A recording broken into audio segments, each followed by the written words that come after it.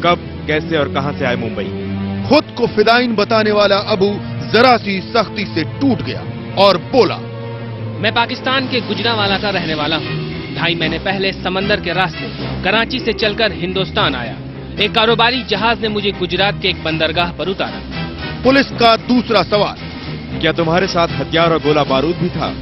जवाब चौंकाने वाला, जी हाँ, मेरे साथ भारी मात्रा में असलहा था, तमाम खतरनाक हथियार। इनमें AK-74 जैसे खतरनाक हथियार भी थे।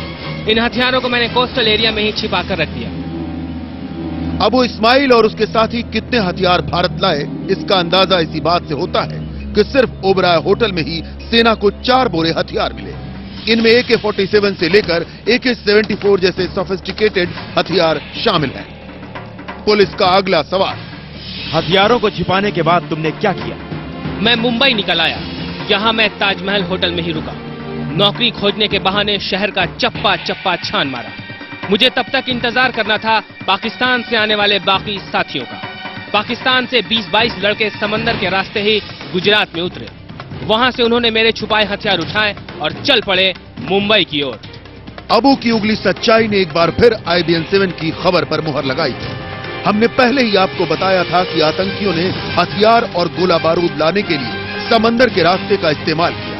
ये दरअसल दाऊद का नेटवर्क था जो समंदर के भीतर तमाम तरह के जराइम अंजाम देता है। अबू इस्माइल ने ही ताज होटल और नरीमन हाउस में आतंकी वारदातों का रास्ता साफ किया। अबू इस्माइल ने साफ कहा है कि उनका मकसद मुंबई पर हमला कर हिंदुस्तान की इज्जत को सारी दुनिया की निगाह में खाक में मिलाना था। लेकिन सुरक्षा एजेंसियों के सामने बड़ा सवाल अब भी मुंबई खड़ा है। क्या अबू इस्माइल के मॉड्यूल के अलावा भी कोई गिरोह इस वारदात में शामिल था? अगर हां तो उसकी चाबी किसके पास है?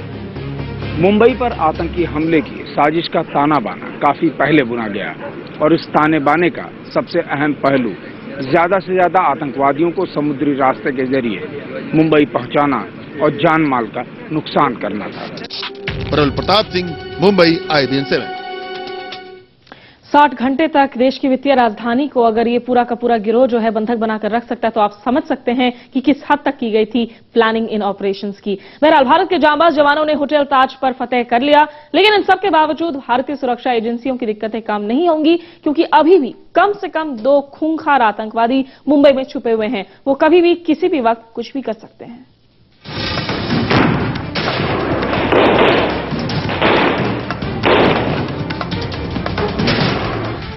होटल ओबराय में छुपे आतंकी मारे गए, नरीमन हाउस में छुपे आतंकी मारे गए, होटल ताज में अभी भी 2 से 3 आतंकी छुपे हैं। लेकिन मुंबई अभी महफूज नहीं। मुंबई में मौत के सौदागर अभी भी मौत के साजो सामान के साथ छुपे हुए हैं।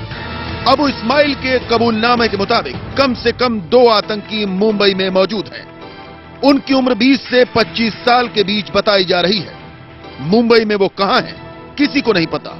वो कहीं भी हो सकते हैं, किसी होटल में, किसी घर में, मुंबई के किसी भी कोने में। उनके पास तबाही का पूरा सामान मौजूद है।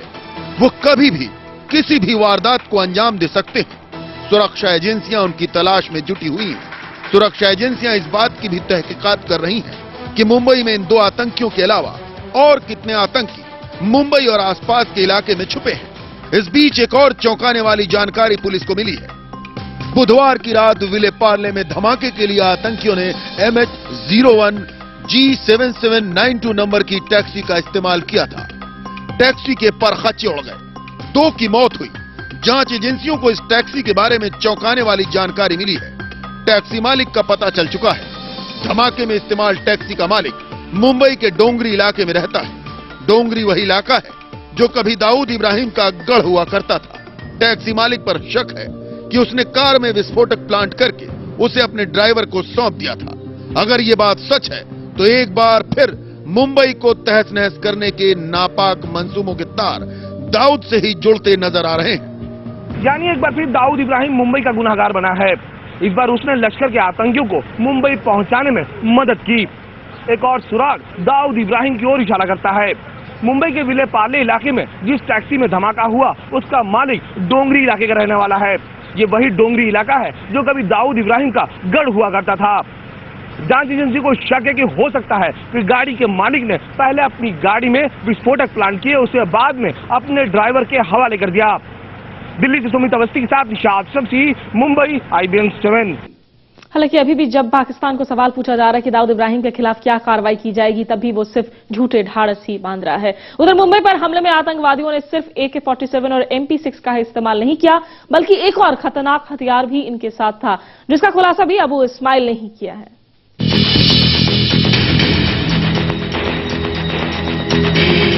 पकड़ा गया आतंकी अबू इस्माइल एक के बाद एक सनसनीखेज खुलासे करता जा रहा है। अबू के मुताबिक देश पर हुए सबसे बड़े आतंकी हमले में सिर्फ MP6 ही नहीं, बल्कि AK-47 से भी ज्यादा एक और खतरनाक हथियार इस्तेमाल किया गया है। इस हथियार का नाम है F2 क्लासनिकोव 74 यानी AK-74। इसी खतरनाक असलहे के दम पर दहशतगर्दों ने मुंबई के रेलवे स्टेशन, सड़कों और होटलों को खून से रंग डाला। सोवियत रूस के वक्त बने इस हथियार के इस्तेमाल की शुरुआत 1978 में सोवियत सेना ने अफगानिस्तान की लड़ाई में की थी। अपनी खूबियों की वजह से ये जल्दी जल्दी सुर्खियां बटोरता चला गया। शायद यही वजह थी कि दहशतगर्दों ने इसे अपने असलहों में शामिल करने में देर नहीं की। बताते हैं आपको कि क्या खास है इस हथियार में, जो आतंकियों ने इस बार हमले के लिए इसी हथियार को अपने जखीरे में शामिल किया। 1974 में डिजाइन किए गए इस हथियार की लंबाई 37.1 इंच है, जो AK-47 से करीब 3 इंच ज्यादा है। वजन के मामले में यह सिर्फ 3 किलोग्राम के लगभग है। इसकी मारक क्षमता भी कहीं से कम नहीं। AK-74 1 किलोमीटर तक मार कर सकता है। 39 mm की गोलियों की मैगजीन से लैस ये राइफल गैस ऑपरेटेड है, यानी गोलियां या मैगजीन को रिलोड करने के लिए स्प्रिंग की जरूरत नहीं होती। गैस की मदद से गोलियां कम वक्त में बेहद तेजी से लोड होती हैं। पर अब जो हम बताने जा रहे हैं उसे सुनकर शायद आप यकीन न कर सकें। AK-74 1 मिनट में 750 राउंड गोलियां एक बार में शिकार पर झोंक सकता है। आप अंदाजा लगा सकते हैं कि ऐसे में शिकार की मौत होने में सेकंड का 10वां हिस्सा भी नहीं लगेगा। इसके अलावा एक और खास बात है AK-74 में। यह हथियार ऐसे मेटल का बना है कि अगर इसे 100 साल तक भी पानी में डालकर छोड़ दिया जाए तो इसमें जंग नहीं लगता। यही नहीं, AK-74 का एक नया मॉडल ग्रेनेड लॉन्चर से भी लैस है। इन सब हथियारों के बावजूद फौज के कमांडो दस्ते ने एक एक कर आतंकियों का सफाया कर दिया। सेना के ऑपरेशन ब्लैक टॉर्नेडो ने इन्हें मुंहतोड़ जवाब तो दे दिया है, लेकिन इस हमले में इस्तेमाल हथियारों ने सुरक्षा एजेंसियों को नए जमाने में पनपे इन खतरों से आगाह भी कर दिया है। ऋषि सिंह, IBN 7। तो जिंदगी इस शहर में पटरी पर जरूर लौटेगी वापस, लेकिन अत्याधुनिक तस्वीरें, इन आतंकियों की तस्वीरें जो हैं, ये काफी दिनों तक हॉन्ट करती रहेंगी हर किसी को। मुंबई को आतंकियों के चंगुल से आजाद कराने वाले शहीदों की कुर्बानी पर हर आंख नम है। हर कोई उन्हें अपनी अपनी तरह से श्रद्धांजलि दे रहा है। मशहूर गीतकार जावेद अख्तर ने कुछ देर पहले हमसे फोन पर बात की और शहीदों को श्रद्धांजलि दी।